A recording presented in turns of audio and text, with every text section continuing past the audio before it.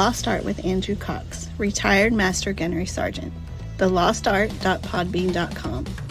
Get some merchandise and help support the podcast in getting our veteran voices out for all to hear. Now on all major podcast platforms. Be sure to like, share, and subscribe. Be a guest, tell your veteran story, discuss your veteran business or organization. Email The Lost Art with Andrew Cox at gmail.com. Andrew Cox, a Till Valhalla Project Ambassador. See the project story at tillvalhallaproject.com. Thanks for tuning in. Please enjoy the podcast that's giving a voice to our veterans. The Lost Art with Andrew Cox. Hello, my friends, and welcome back to the Lost Art Podcast, that podcast giving a voice to our veterans. I'm your host, Andrew Cox, and today we're having a My Veteran Story. But before we get into the episode or you enjoy the podcast, then make sure you go to the Lost Art website. That's the lostart.podbean.com. Go check it out. See what we got going on there. There is that merchandise tab. Go ahead and click on that. You can get you a hat, get you a shirt, get you a mug, get something cool, and help support us in getting our veteran voices out for all to hear. Also, big shout out to the Till Valhalla Project for allowing me to be an ambassador for that incredible organization. If you don't know anything about them, go to their website. That's tillvalhallaproject.com. Go check it out. And if there's any way you can help them and supporting them in their mission, please do so. So Cherry Point comes and goes. We get to Pendleton after Cherry Point. One more div. The Blue Diamond. The Blue Diamond. Okay. And get out there. I think it was Becker was retiring. Mm-hmm. At the time, Staff Sergeant Parks was, I think, filling in for like a couple of months because he was getting ready to go to the School of Music to teach. So they had me out there to kind of take over as acting drum major and eventually pick up the billet. So I'm out there still trying to like figure out how to be a drum major in a new band, learning new faces and working with some old faces, focusing on, okay, from this level, how does correspondence really work? How does scheduling work? And I'm trying to learn from the people that were there. I think it was at the time Gunnery Sergeant Robinson was the EC. Master Sergeant Caldero was the bandmaster, and Chief Warrant Officer Wire was the band officer. And I thought I was learning pretty good. I thought I was doing really, really well. Was having a lot of success. Was still growing and as a drum major and learning rehearsal techniques and refining all that stuff. And then all of a sudden, I get by word of mouth, who the new replacement for bandmaster was going to be. Oh, and really? And everything that was coming at me was like, this guy is like the primo drum major. Not only has he served here, and here, but he is the drum major. Like, knows everything there is to know about correspondence and 50-60, and he's going to come over here. He's going to be the new bandmaster. In fact, he's coming from the school as the instructor for all this stuff. I'm like, Jesus Christ, I am screwed. Because I hadn't even gotten promoted to gunny yet. And I definitely hadn't picked up the billet yet. When I'm hearing all this stuff, I'm like, I am so screwed right now. Like, this is going to suck. So eventually, like, I pick up gunny, I pick up the billet, and I'm still like counting down the days until this guy shows up. And I'm like, oh, please, dear baby Jesus, let this man not be Satan. And then you show up. Yeah. While we're on TAD. And I'm having a good time. I don't remember what TAD trip it was. It might have been y'all were up in... Was it Estes? No, y'all were up in... Was it San Francisco? San Francisco, yeah. So I'm riding... I'm riding high on success from that one because that was a hell of a trip. We get back, and I'm pretty sure you called a staff meeting like immediately. I did. Yeah. And we go into, I think it was your office we go into, and you're just like, hey, so yeah, I'm the new bandmaster, and I know you guys just got back from a TD trip, and I was just kind of going through the calendar because the boss had a question, and I figured, I'll just go in there because that's where all the answers are, and there was absolutely nothing in there. Yeah.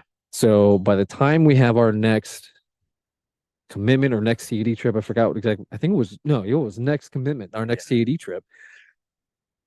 I'm going to have all of this information. I've already emailed out like all of the example POD forms and stuff like that. And I'm thinking, son of a bitch, I've got the next one and it's next week. How am I supposed to? Oh my God. Like I immediately went back into my office and opened up my email and took a look at all of these files that you sent out. And I'm like, what do I do with this? I just want to cry. The best part was you guys literally just walked in the building. Literally just got back. And I'm like, God bless it. Like, of course it would be me that would have to do this.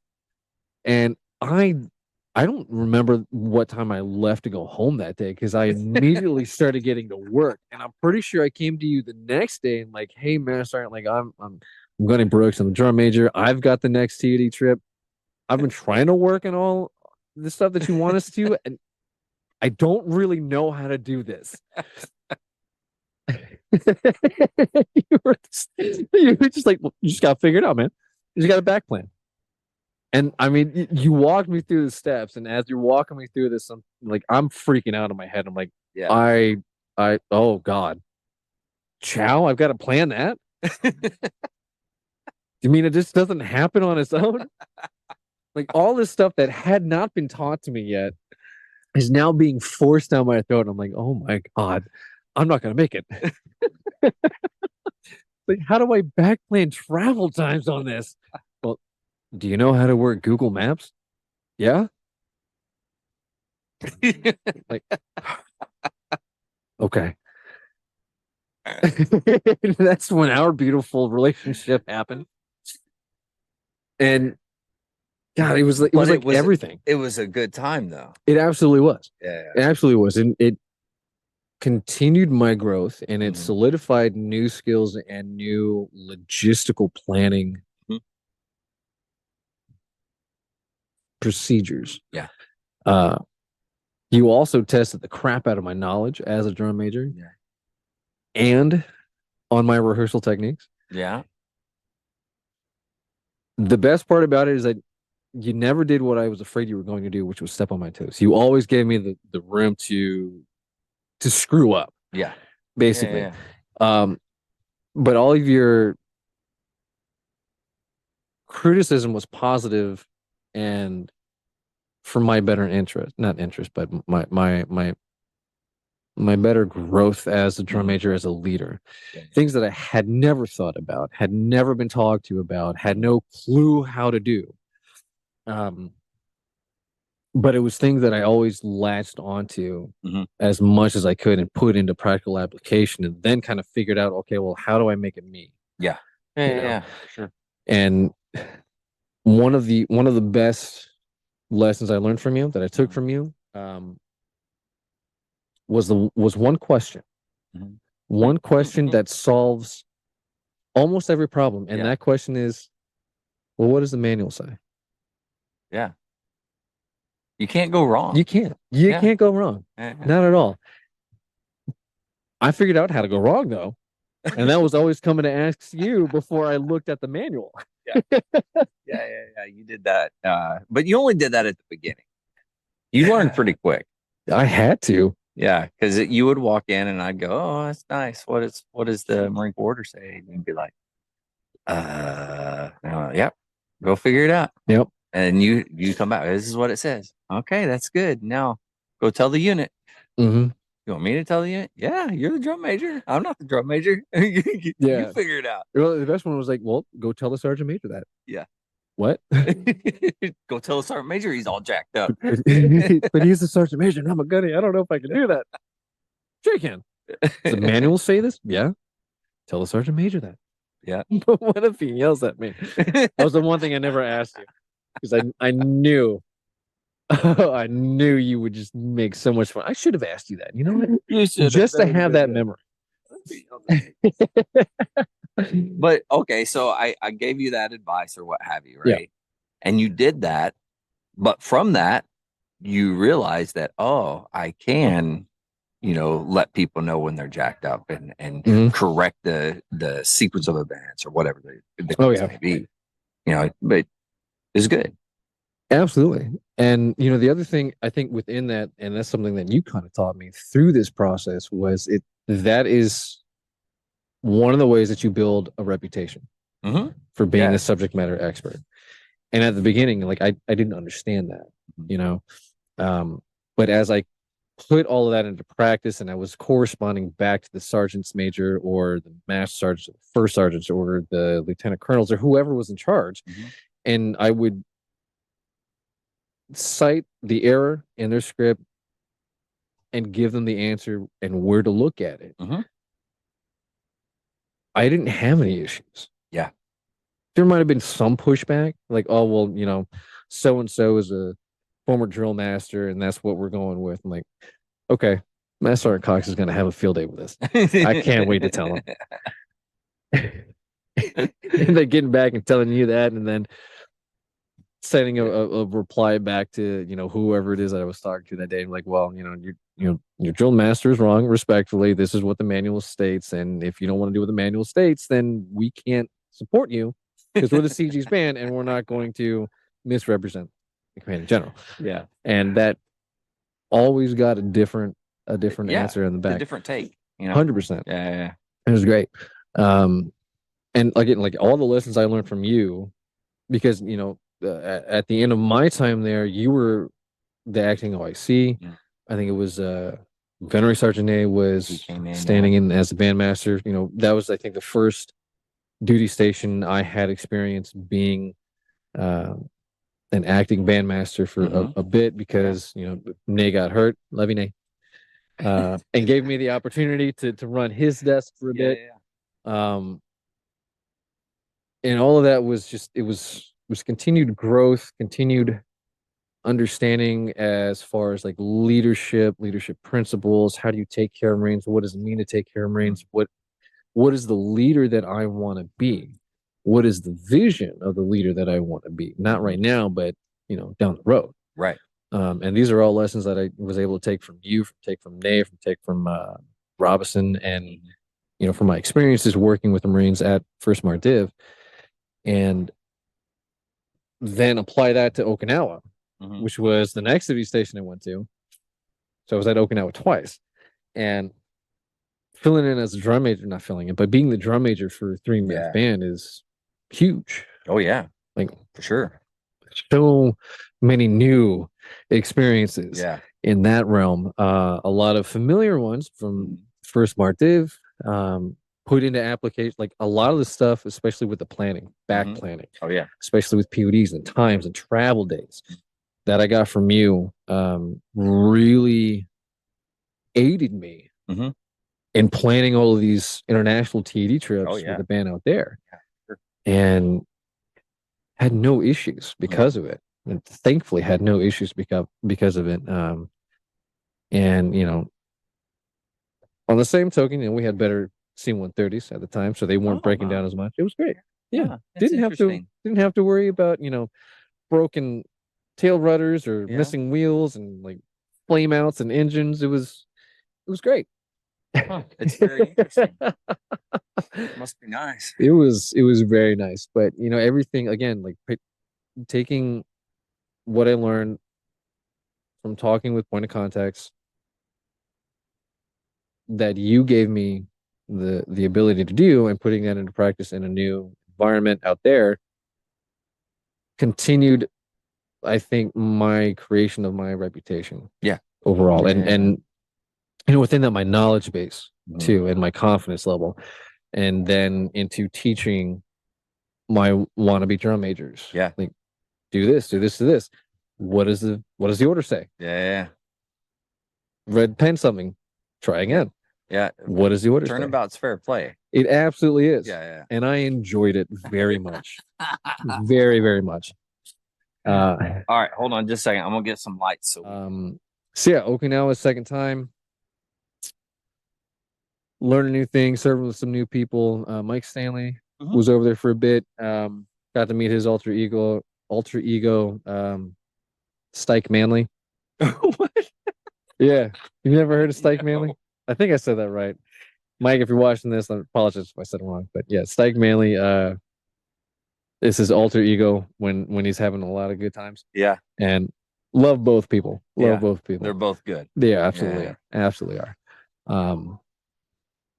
But COVID happened while we were over there.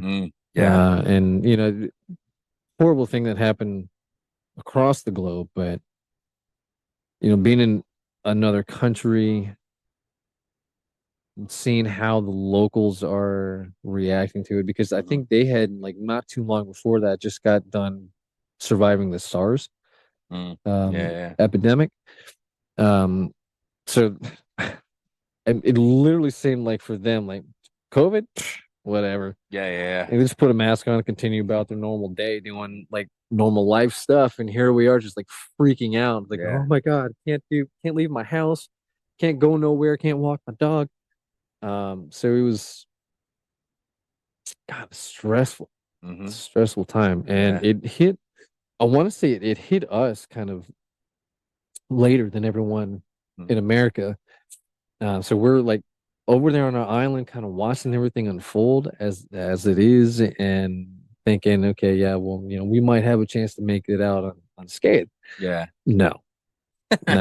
As soon as it hit the tip of the island, it went like a wildfire. Oh, really? Yeah. And we were dealing with the same kind of issues of how do we support ceremonies? Are we doing ceremonies? What does life now look like?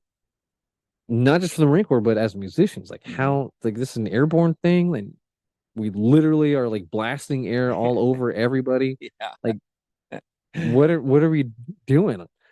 So a lot of trying to figure out how to exist under this pandemic that no one really understood.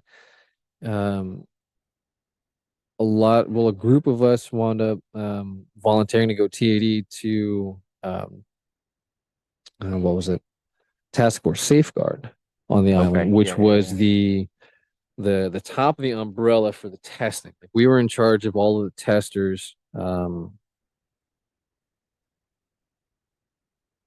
just all over the island. We managed and created policies and procedures for a lot of stuff. It was an insane experience working again in something brand new, had no experience doing. I've never worked so deep into PowerPoint to try to figure out how to basically make magic happen, because it was an 06 level command, and the colonel was just asking for all of this stuff now. And it was Gunny Loiza and myself kind of trying to figure out how to make all of these pages, these pamphlets, these whatever you want to call them on PowerPoint. How are we doing all this stuff? And on top of that, we've got, I think I was the current operations chief. I forgot exactly what he was doing, but he's messing around with a bunch of recent numbers on who's infected, who's coming out of quarantine, stuff like that. And then we at one point had a senior enlisted, and then he ghosted us. And so there were three gunnies a part of this task force. Loiza and myself and a gunny from, I think it was Strux. And we went into a supply closet, which we lovingly called the gunny closet. And we had a captain who was all right, I need an answer from you guys, who's going to do the job. So we go in there and we rock, paper, scissors to see who it's gonna be. And Yeah. unfortunately, I lost and became it. Yeah. So I'm doing like the cop stuff. I'm trying to figure out, what the hell does the senior enlisted do for all this? How do I wrangle a bunch of cats that are dressed Yeah. in sailor uniforms? Mhm. And it was insane. Again, it's just like completely stressed out of my mind. Wow. It was unbelievable. And then still trying to figure out, okay, well, how do I go home and help my family get through all this stuff? And Yeah. like, what am I doing for me to help me get through all this stuff? Oh, I Mhm. know, I'm focusing on work. That's what it is. Yeah. It's and I think that's something commonly that we typically do. Yeah. We focus on the job and the task at hand, and everything else for us individually gets put on the side burner or even the back burner or even thrown out the Yeah. window. Yeah. Very true. And it was insane. Wound up losing my mom in 2020, I think 20 or 21. I think it might have been 21. She had a lot of health issues going on. We're still out on the island and we're in deep lockdown. Yeah. So, we get the Red Cross message in when stuff's really starting to hit the fan with her back here. Had a great team within the band, made magic happen, got us tickets on a flight, got us off the island and back home. Unfortunately, it was a little too late. Yeah. Mom had passed about an hour before we landed in Wow. Virginia. But they got us home for a couple of weeks, kind of help take care of my dad and all of that stuff. Right. The viewing, the funeral, all that. And then we went back, try to figure out life. Yeah. Again, coming out of the pandemic, dealing with the major loss of the family, getting back into the swing of things as a band, because at this point, like we're coming out of the clear, it's time to start doing ceremonies. Yeah. All right. When's the last time the band marched? It's been several months. Let's see how this goes. And it was an experience. It was an experience. Basically had to reteach everybody what to do. Yeah, because I mean, we had a lot of people still going out because they didn't completely do a stop loss for all of that. And we had a bunch of new people come in. And these guys, these new guys hadn't marched since the PRC. Yeah. And which is exactly where they came to us from. So it's kind of like having to reestablish who I am and what I do and start teaching again and getting the band acclimatized to being on the field in the Okinawa weather. Yeah. It was a lot of work. A lot of work. I got a lot of I think there are a lot of people who remember me for all of the mark times that I made them do. Love it. I mean, if you do what I say the first time, it's going to be a lot easier. Yeah, that's a good lesson to learn for some people. Yeah, absolutely, Yeah. absolutely, and it's one that apparently it has to get repeated at every band you go That is because true. we left Okinawa and went to 2nd Marine Division, my last duty station. Yeah, and there's been a lot of anxiety for Marines getting stationed at Lejeune because it's had a really bad reputation for a while. And I had the same anxiety about it too. I didn't want to go to Lejeune. I wanted to go to Cherry Point. Yeah. But they already had drum majors at Cherry Point. I'm like, well, crap. All right, I'm going to Lejeune. Show up to Lejeune, and I think Steve Howell was the band officer. I think it was Master Gunnery Sergeant Mike was a bandmaster. Gunnery Sergeant Munoz had just taken over as the EC. Okay. And I had gunning. Well, at the time, Staff Sergeant Limbrock was my A/. Yeah. Master Merville was the IRT. And the only reason why I know these names a lot better than everyone else in my history was because it was my last duty station. Yeah. It was a couple minutes. It was. It was a couple minutes. It was actually, earlier this week. No. But it really opened my eyes to the fact that the reputation of the unit comes from the command team. Yeah. And if you have a really good command team, you have a really good command reputation.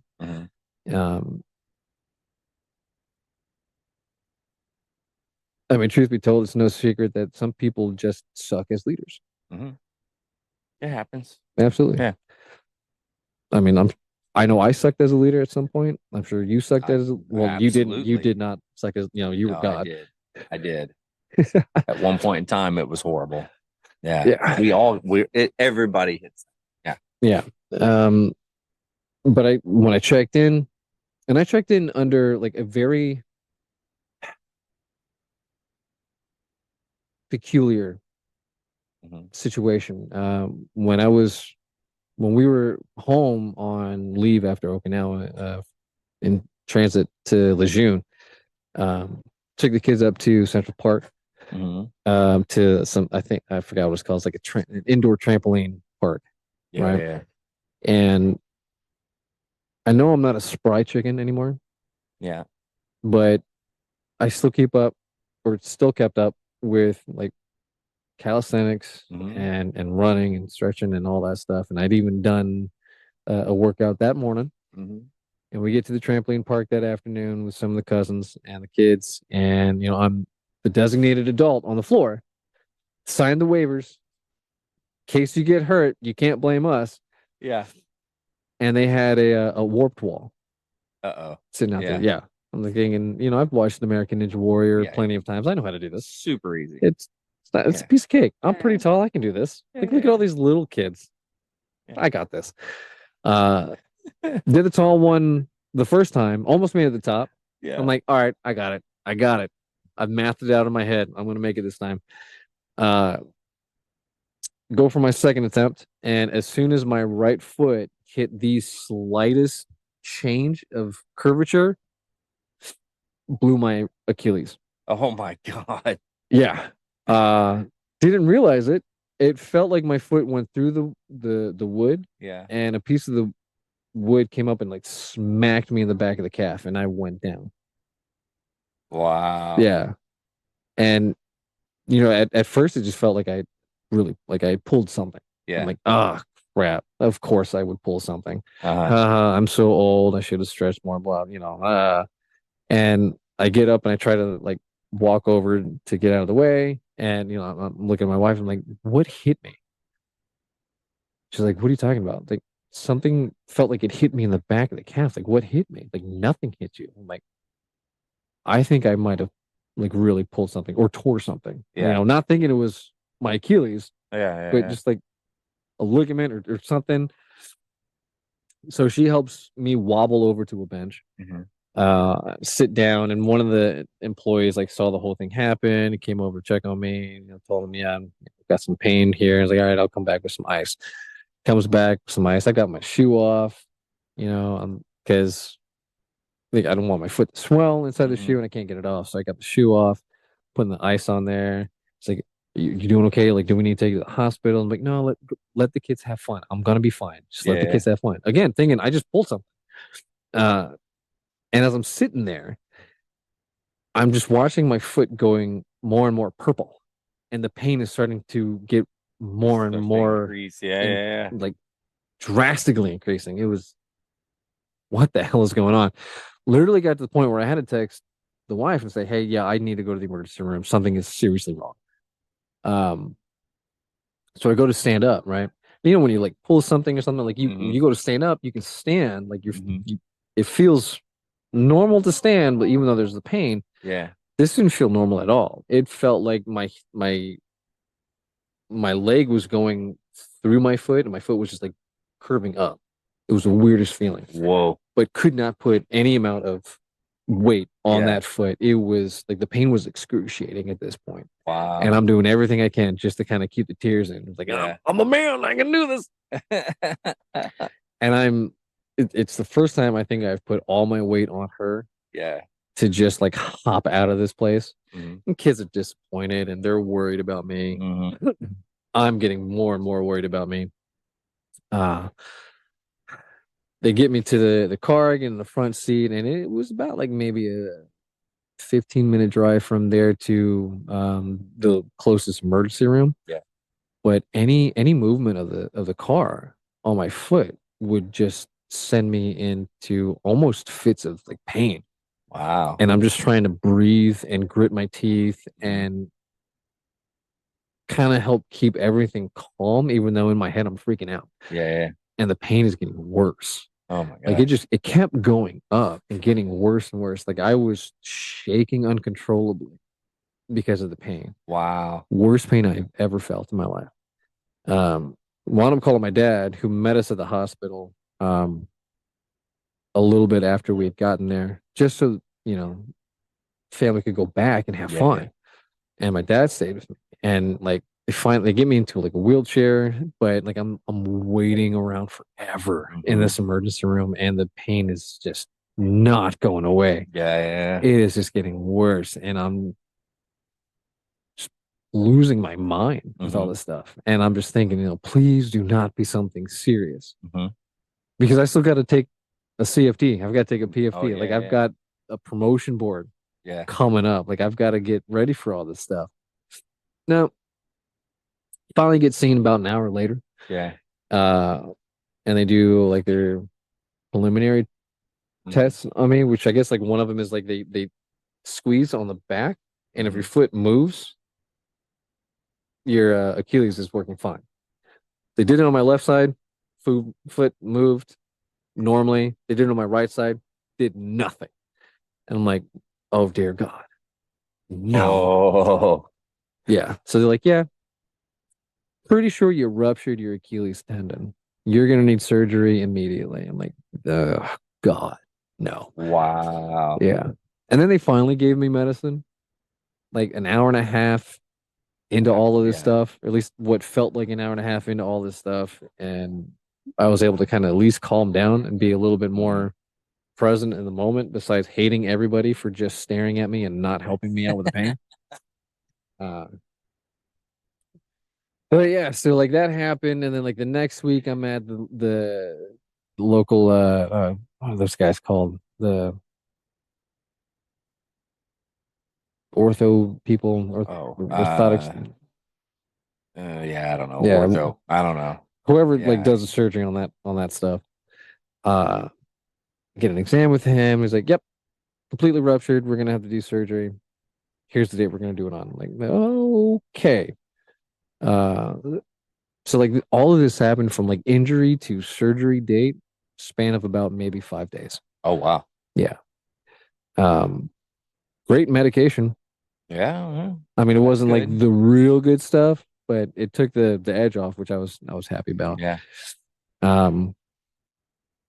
So in the meantime, like I'm obviously not going to be checking in the greatest of forms. Yeah, for sure. So I call over to Steve Howell, and I'm like, hey sir, like just so you know, this is what's going on with me right now. I was like, oh man, that really sucks. Yeah. And you still let us know what you need, and we'll take care of you. I'm like, I really appreciate that, sir. Called and talked to the bandmaster, hey, Master's gonna just give me a back brief on everything that's going on. I'm gonna be reaching out to Staff Sergeant Lindbrock and kind of letting him know. And this was literally like the first introduction to Lindbrock and I had to each other. Oh wow. Yeah. I'm like, hey man, like I know you don't know me and I don't really know you. I'm Gunny Brooks. I'm supposed to be like the new drum major coming in, but here's what's going on. I just hurt myself really bad. I completely ruptured my Achilles tendon, and I'm getting ready to have surgery on it. So when I check in, I'm going to need you to help me out. He's like, I got you, man. I got you. And it was the most awkward and terrifying check-ins for me in my entire career, because, here I am, the new drum major. Yeah. Who's the guy who's supposed to be the subject matter expert and the guy who's going to teach all of you how to march the right way. And I can't march. Yeah. And I literally showed up on crutches and my foot in a cast. Oh, wow. And that's the introduction every Marine in that unit had on Mhm. day one of me. And I'm thinking, Wow. well, how do I establish myself when I can't really establish myself? Yeah. And I don't know. I guess it was one of those things where like, okay, I've got to puff my feathers up a little bit more Mhm. to kind of get my good foot in the door, and then just figure it out from there. Yeah. And you know, Limbrock was a workhorse, you know, Mhm. because I checked in and they were coming out of ceremonial season, but there was still some marching stuff going on. There were parades in the local area that was going on. And again, like he was still an apprentice, Mhm. you know, so I'm thinking, okay, well, how am I going to teach this guy? Yeah. What all does he need to know? And I mean, he took all the gigs for a Yeah. long time because my recovery was a 12-month process. Oh, wow. So I wasn't supposed to be doing gigs as Mhm. early as I did, but yeah, he was doing the vast majority of all the gigs. Yeah. And I was taking care of the paperwork, and you know, I was out there at all the rehearsals, all the field drills, crutching my ass up and down that field, yelling at Yeah. Marines and trying to teach them, hey, you suck at this. This is what it needs to look like. Hey, you Yeah. come here. You're going to be my example. Yeah. You know, and it was crazy Mhm. having to reestablish myself yet again Yeah. in a completely messed up way. Jeez. And you know, I did my best. I had to humble myself in a lot of Yeah. ways too. I definitely got a workout every time because Yeah. like crutches suck. Yeah. Yeah, they do. I was exhausted every day. And then really relying on Limbrock, who did an amazing job. And you know, I taught him everything that I could in the best way that I could. Mhm. And he's done absolutely amazing. Like Yeah. I think he just got The assistant selected drum as the major assistant drum position major for the President's Zone. Yeah. Absolutely Big deal. amazing. Yeah. Him and his little prison teardrop that he's got. I don't know if you ever noticed. I had never noticed. Yeah. So I love the guy to death. And he's actually got a good reason for it. But first impressions, like I saw that, I'm like, oh, were you in jail? Were you in a gang? That's freaking awesome. Like totally not in regs, but I'm sure it works. But you know, what's up with that? Did you put mascara on it? Not mascara, blush? What? No. I don't know. Concealer. Yeah. That's it. No, out in the open, like that's what's up. I never noticed it. I'm gonna have to take a look. Yeah, it's great. Great guy though. Fun guy to be around. Yeah. Absolutely fun guy to be around. Takes care of Marines, and yeah, that's kind of my story. Yeah. And then you just retired what? July 31st of this year. 31st. Yeah. Okay. Nice. Yep. My last big TAD trip as a drum major was back to Belleau Wood. So I got one. Trip. Oh, it was amazing. Yeah. It was absolutely amazing. Great TAD trip to go out on. And then my last military ceremony as a drum major was the 2nd Marine Division Change Command. Oh, no kidding. Mhm. Wow. Yep. Very nice. That's always a fun ceremony. Oh, yeah. Was that out on the WPT Hill Yep. field with the whole division? The whole shebang. Those are fun. Those are as fun can be with that many people. Oh, In yeah. a ceremony. But it's cool to say you did. Absolutely it is. Yeah, I like that. And then you got out and got a job with the Marine Corps League, Yes. which you're the national. No, wait, you say it because I'm going to screw it up. I am the National Director of Events. Okay, for the Marine National Corps League. Director of Events for the Marine Corps League. Yep. Yeah, that's a good deal. So if there's any Marines out there that's looking for an organization, the Marine Corps League is looking for Marines, veterans to join up. So you can go to, what is the website? MarineCorpsLeague.org. So mcleague.org MC is our main website. And a little bit about the Marine Corps League for some of you that might not know what it is. We are a congressionally chartered veteran service organization for Marines. We take care of Marine veterans retirees, anyone who's gotten out with a honorable discharge, to include Fleet Marine Force sailors. So any sailor who's ever worn the Eagle, Globe, and Anchor, we take care of you. Nice. We have And about, that means they can become a member. yes, as well. Yep.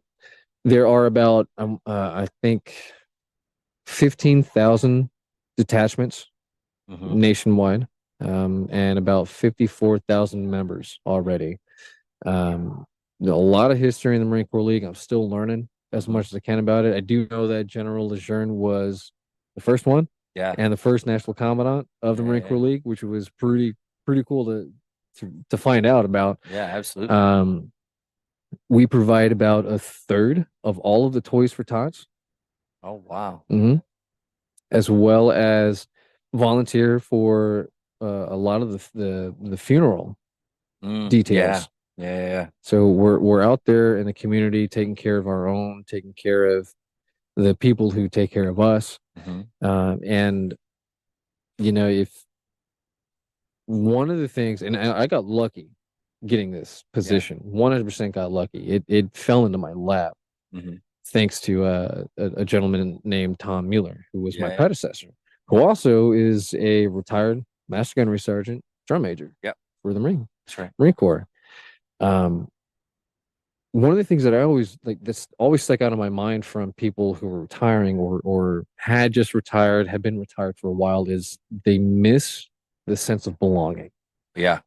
And that family feeling. And the Marine Corps League is that tribe. Yeah.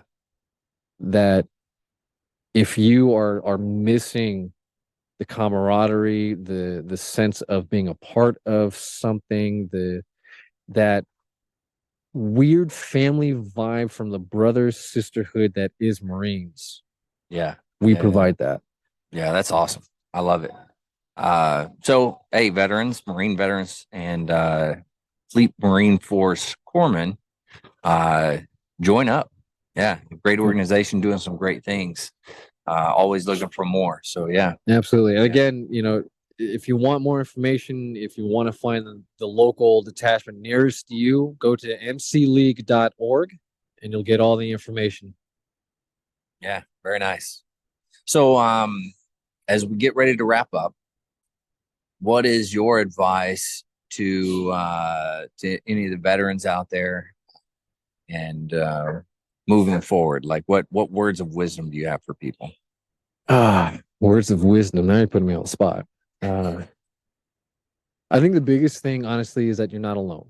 Whatever you're feeling, whatever stressors are going on, whatever doubts, whatever positive things you're thinking about, you're not alone in going through that. I think that is something that we all go through. Absolutely. And we forget that we're not alone. Like, there's plenty of us out there. So whenever you're going through a hard time, reach out to one of your fellow Marines. Reach out to the league if you need fellow Marines closer to you. Keep your head up. Keep breathing. And always know one thing, and that is that you are a United States Marine from here until the end of time. And that means something. That means a lot. Absolutely. Yeah. That not just to fellow Marines, but to the rest of America. You have more to give than your fellow American, like regular citizen. We have that determination and that grit and that just natural ability to get the job done better. And you're never alone. Again, like number one, you're never alone. Yeah, that's really good. I like it. Hey man, thanks for coming on. Thanks for telling your story. I always enjoy visiting with you. I consider you my brother. I love you. Love you too. So it's been really cool. I appreciate you. Well, with that, to all the listeners out there, if you're struggling, you do need some help. Don't forget the VA does have some great resources. You can always dial 988, press option 1. You can always text 838-255, or you can go to veteranscrisisline.net and click on that chat icon. Any of those options are going to put you in contact with somebody that can help you out. But remember, one veteran life lost is one too many. I care about you. This guy cares about you. The whole 100%. veteran community cares about you. So please reach out for help. And if you're out there, you're not struggling, you're doing good, make sure you reach out to the buddies that you served with and just check on them, see how they're doing. And if they need a helping hand, reach down and give them that helping hand. All right. With that, love you, man. Thanks Love for you coming too. on. It's been great. Stay motivated. Change your socks.